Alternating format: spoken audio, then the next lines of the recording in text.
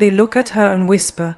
She walks alone, so they assume she's broken. No brunch dates, no girls' trips, no giggly group chats lighting up her phone. So they think she's lonely, but they don't know the story. They don't know what it costs to cut through the noise and choose yourself. Solitude is not weakness, it's a sign of self-respect. In a world that constantly shouts for connection, for community, for constant companionship, choosing to be alone is often misunderstood. People associate solitude with loneliness, with sadness, with isolation that eats away at joy. But solitude, when chosen, is the quietest and loudest form of self-love. It means you've decided that your peace, your energy, your time is too valuable to be tossed into spaces that drain you. It means that you've looked around at the noise, the chaos, the performative smiles, and said no. I deserve better. There's a strength in sitting with yourself that many people will never understand. Because it's easier to be surrounded. It's easier to be distracted by others' opinions, by fake friendships, by constant noise than to be alone with your own thoughts. Solitude demands accountability. It forces you to look inward, to peel back the layers of yourself without the crutch of validation. It strips away the masks we wear for acceptance and leaves you face with your raw, unfiltered self. That's not weakness, that's courage. Some people stay in unhealthy friendships simply to avoid solitude. They tolerate being spoken over, being used, being forgotten when it's inconvenient. They call it loyalty, but it's fear. Fear of being alone, fear of silence, fear of confronting the question, who am I without these people? But a woman who chooses solitude has already answered that. She knows who she is. She doesn't need a crowd to feel seen. She doesn't need a cheerleader to validate her worth. She knows that her value doesn't shrink in the absence of attention. In fact, it often grows. Choosing solitude means refusing to shrink yourself just to fit in. It means saying no to environments that don't nourish you. It's turning down invitations that come with conditions that require you to play small, that reward your silence more than your voice. It's walking out of conversations that belittle your boundaries. It's trusting your own intuition more than the opinions of the loudest person in the room. That's not weakness, that's self-respect. There is nothing easy about walking alone. It means being the only voice you hear when the world goes quiet.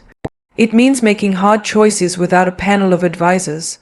It means navigating heartbreaks, setbacks, and milestones without a crowd to witness them. But that also means every step forward, every bit of growth, every ounce of healing, it's yours. Unshared, undiluted, unstolen, when you rise in solitude, no one can take the credit. That is powerful beyond words. The world tells women that they should be nurturing, giving, available, that to be a good woman is to be surrounded by friends, by family, by social life. But a woman who chooses solitude flips the script. She becomes whole without needing to be everyone's emotional lifeline. She pours into herself first. She reclaims her time, her space, her energy, and that confuses people. Because we've been taught that women are meant to hold others together. But some women were born to hold themselves together, and that's more than enough. Solitude is the sacred ground where self-respect is grown. It's where you stop asking for permission to rest, to leave, to grow. It's where you stop apologizing for choosing yourself, for being selective, for raising your standards. Solitude teaches you how to be your own friend, your own therapist, your own peace. It shows you that you don't have to accept crumbs just to feel full. You learn that being alone doesn't mean you are lacking. It means you are finally done settling. When a woman steps into solitude, she becomes dangerous in the best way. Not because she's hard or bitter, but because she's grounded. She's unshaken by trends, untouched by peer pressure. She's no longer performing for applause. She's no longer compromising for belonging. She chooses who enters her space and why. She protects her energy like a queen guards her crown. Not everyone earns access.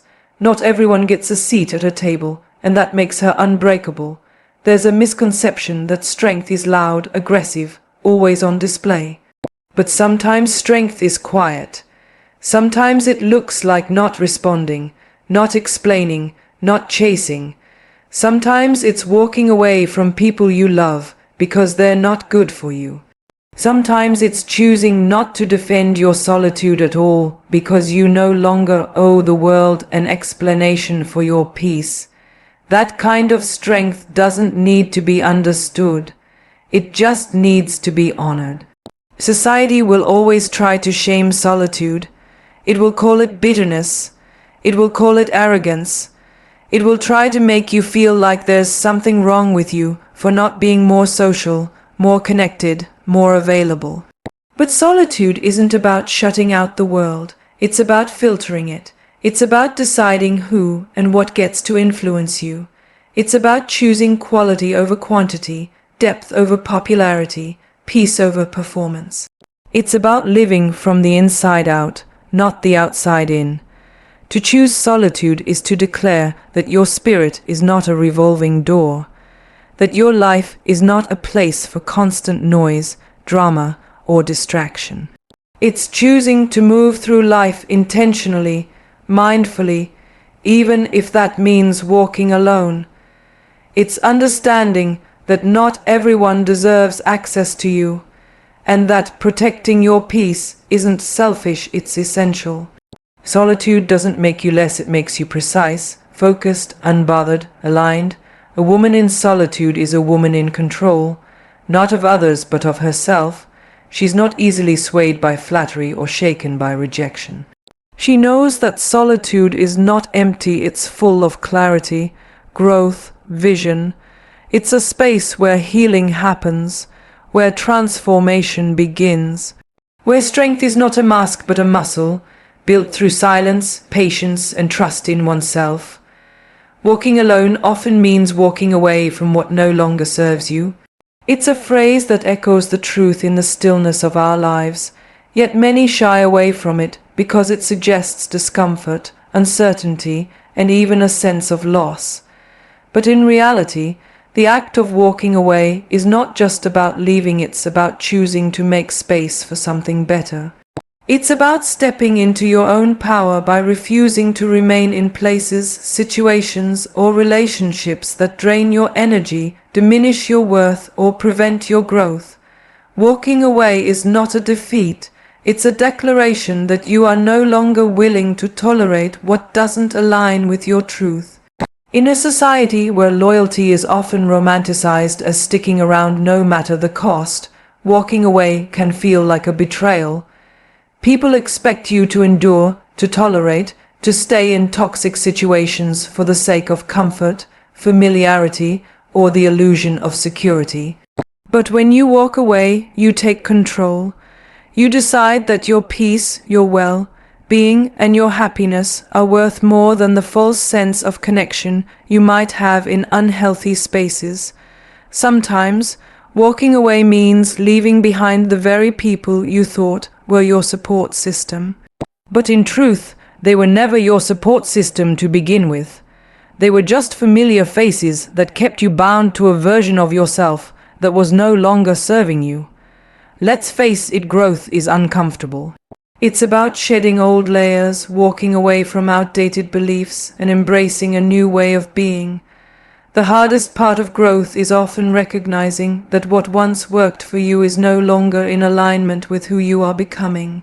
It's realizing that those friendships, relationships, or environments that you clung to for so long were only holding you back. The moment you decide to walk away, you reclaim your autonomy. You release the hold that external circumstances or toxic people had over you. You no longer rely on validation from others to confirm your worth. Instead, you create your own value, and in doing so, you open yourself up to the possibility of something greater. There's a misconception that walking away means giving up or being weak. But in reality, it requires immense strength. It requires the courage to stand firm in your decisions, even when others try to make you second-guess yourself. It takes strength to walk away from situations that are familiar but unhealthy. It takes strength to choose yourself over the comfort of stagnation. It takes strength to turn your back on people who have been part of your life for years, to stop answering the phone calls that always seem to drain you, to stop making excuses for those who never truly supported you. Walking away is the opposite of giving up. It's about recognizing your worth and making a commitment to move forward with that knowledge. It's easy to stay in the comfort zone of relationships or situations because they offer familiarity. We cling to what we know because it feels safe. But in truth, this safety often comes at the cost of our happiness, our growth, and our authenticity. By walking away, you take a step into the unknown, and while that may seem daunting, it's actually the only way to find out who you are without the influence of the past. When you walk away from the things that no longer serve you, you are forced to face the raw truth of yourself. You are forced to confront your desires, your needs, and your dreams, free from the constraints of the past. Walking away is not just about leaving behind negative situations. It's also about leaving behind old versions of yourself that no longer serve your purpose. The person you were at one point in your life may not be the person you need to be today. There are habits, thought patterns, and beliefs that once protected you, but now hold you back. Walking away from these parts of yourself, even if they've been a part of your identity for years, is necessary for growth. It's like shedding the skin of who you were to make room for the person you are becoming. One of the hardest aspects of walking away is the judgment you might face from others. People are often quick to criticize when they see someone leaving behind what seems to be a solid foundation, a relationship, a job, a friendship, or a community. They question your decision, they call it impulsive or unreasonable. They don't understand that your choice isn't about what you are walking away from, but about what you are walking toward. When you choose to leave, you are choosing to prioritize your well-being over the opinions of others. You are choosing to embrace a future that is shaped by your own desires and vision, not by someone else's expectations. The fear of being judged is often the reason why many people stay in relationships, jobs, or environments that no longer align with their goals or values. But what people fail to realize is that walking away is an act of self-love. It's a choice to protect your energy and preserve your mental and emotional health. It's a choice to be true to yourself, even if it means disappointing others. You can't live your life to please others, and you can't keep sacrificing your happiness for the sake of maintaining relationships that don't lift you up. Walking away is a reclaiming of your power, your voice, and your path. The road to walking away is rarely linear. It's filled with doubt, hesitation, and second guessing. You'll likely question your decision at every turn. You'll wonder if you made the right choice, if it's too late to turn back. But remember that walking away is not an instant solution, it's a process. It's about slowly detaching yourself from things that weigh you down. It's about finding the courage to stand on your own 2 feet, even when the world around you seems to be pulling you in different directions.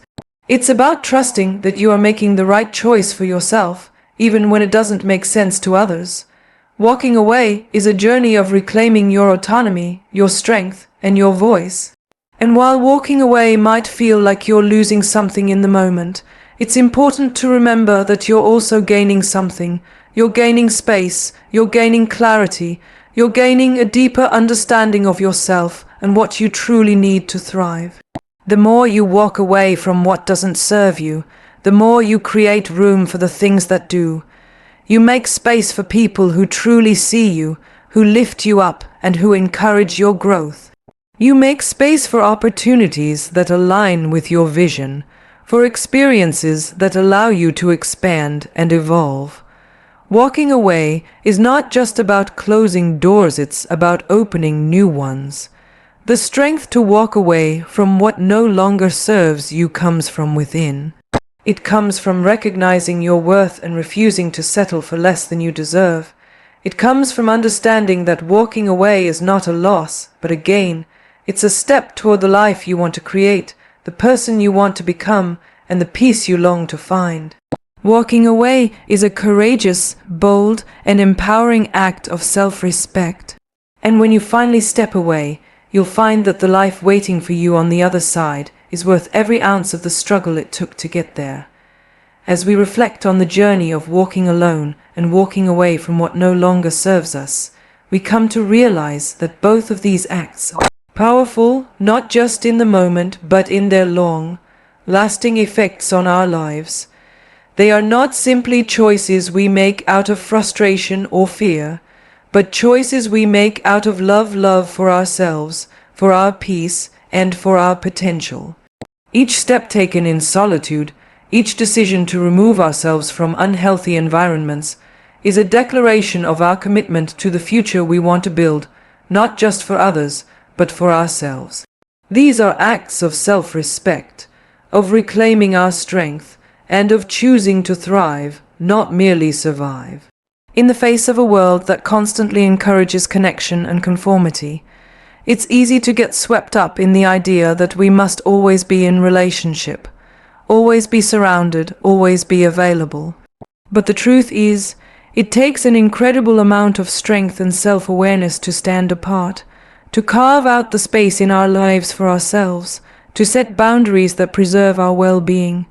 Solitude is not a sign of weakness. It is, in fact, a sign of strength. It shows that we are not willing to accept anything less than our own peace. It demonstrates that we are willing to face the discomfort of being alone in order to find the freedom of being true to ourselves. When we walk alone, we step into our own power. We affirm that our worth is not tied to the validation of others, and our strength comes from within.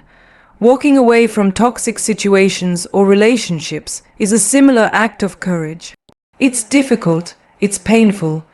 It challenges our beliefs about loyalty, about connection, and about what we deserve. But it's also liberating. Walking away means we are choosing ourselves over the patterns that no longer serve us. It means we're no longer willing to tolerate the empty promises, the toxic dynamics, the soul, draining interactions that weigh us down. It means we are no longer allowing the past to dictate our present or future. Walking away is not an easy decision, but it is an empowering one. It is the ultimate act of self-preservation and respect. In the face of societal pressures to conform to certain expectations, to fit in with specific groups, or to maintain relationships out of obligation, walking away reminds us that our own peace is non-negotiable. We are not bound to anyone or anything that does not support our highest good.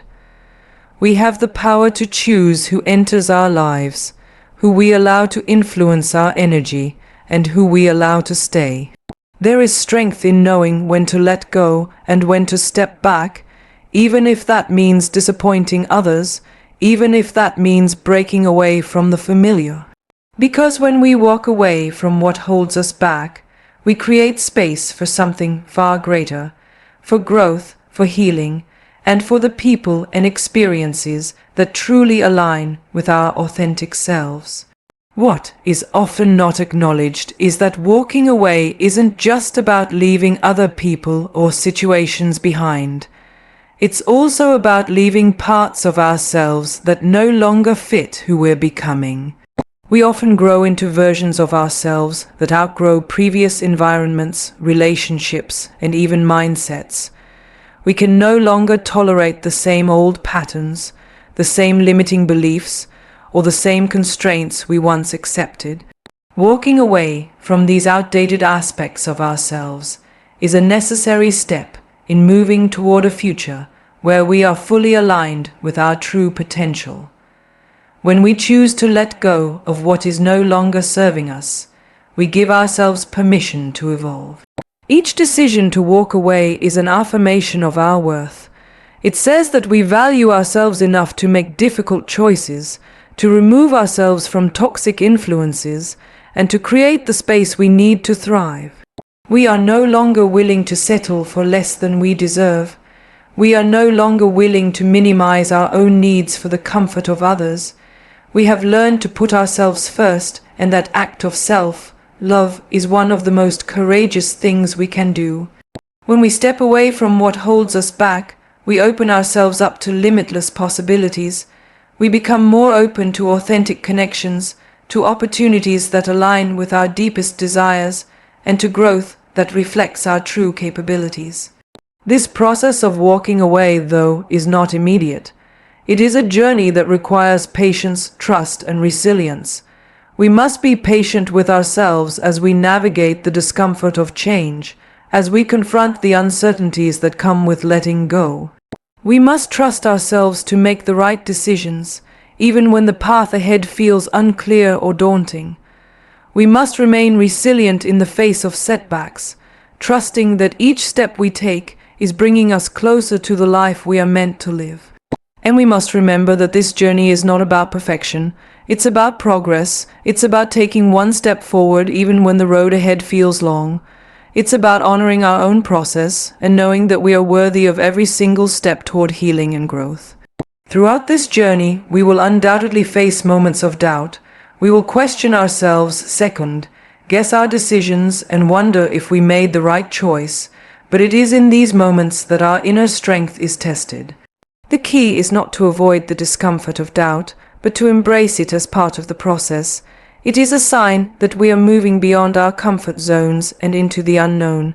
And while the unknown may feel intimidating at times, it is also where transformation happens. It is where we meet the version of ourselves we've been waiting for, the person who is not afraid to choose herself, the person who knows her worth, and the person who is ready to rise. Ultimately, walking alone and walking away are not acts of rejection or loss. They are acts of deep self-respect and self-love. They are powerful decisions that place us back in the driver's seat of our own lives, allowing us to shape our future according to our own terms. These decisions bring us closer to the truth of who we are and who we are becoming. They allow us to break free from the expectations, obligations, and limitations imposed by others, and to step into a life that is fully aligned with our own desires, dreams, and values. And while the journey may not always be easy, the rewards of walking in alignment with our true selves are immeasurable. When we walk alone, we step into the fullness of who we are, and when we walk away, we create the space for who we are meant to be.